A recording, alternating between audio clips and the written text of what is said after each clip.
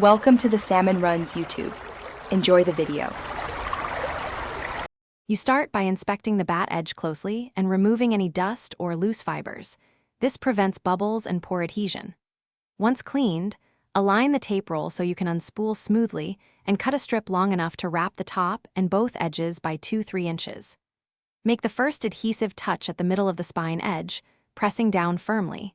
This creates an anchor point, so the tape tracks straight as you begin wrapping toward the toe and shoulder.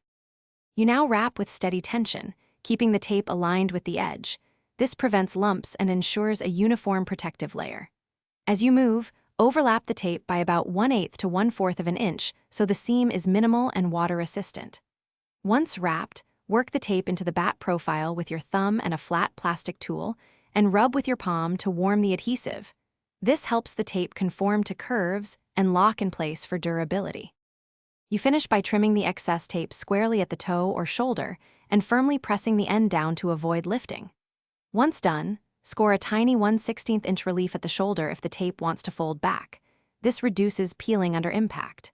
If you spot air bubbles, lift the nearest section and reapply with pressure, or carefully puncture and smooth them out. Addressing these issues immediately preserves the tape's bond and keeps the bat playing true.